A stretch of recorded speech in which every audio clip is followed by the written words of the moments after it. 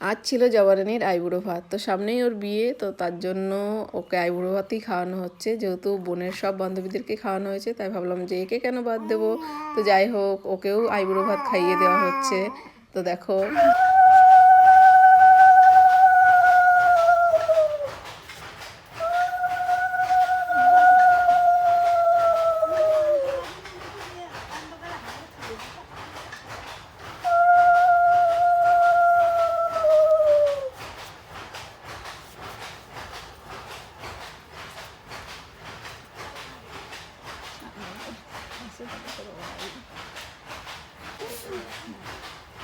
ফুল টুল দিতে ফুল দেবো না, খাওয়া দিয়ে ফুল দেবো।